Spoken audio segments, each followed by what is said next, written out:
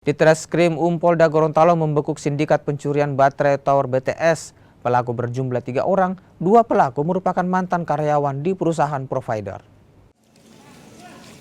3 pelaku pencurian baterai tower Best Transceiver Station atau BTS ini ditangkap tim Ditreskrimum Polda Gorontalo.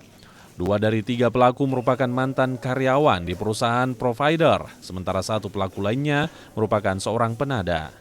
Dari hasil pemeriksaan, para pelaku sudah mencuri di 8 lokasi, 5 di wilayah Gorontalo dan 3 di wilayah Sulawesi Utara. 2 pelaku utama nekat merencanakan aksi pencurian lantaran sakit hati setelah dipecat. Yang mana hal ini dilaporkan oleh beberapa dilaporkan dari karyawan PT Indosat Ooredoo Food Sikon yang sebagai teknisi bagian pemeliharaan. Telah dilakukan serangkaian penyelidikan bahwa terduga pelaku yaitu ada 2. Yang pertama yaitu berinisial FM yang jadi mereka ini pernah bekerja sebagai teknisi pemeliharaan. Kemudian yang kedua inisial DPP yang juga pernah bekerja sebagai teknisi di PT Indosat Ooredoo Food Sikon.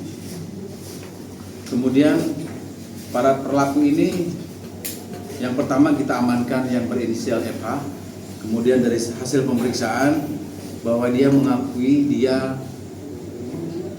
melakukan pencurian itu bersama rekannya yang berinisial DPP tersebut.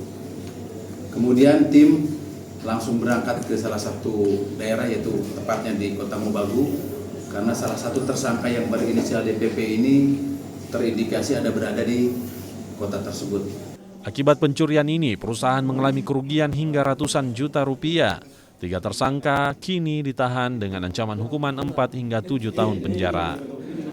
Kris Kamisma, Kompas TV Gorontalo.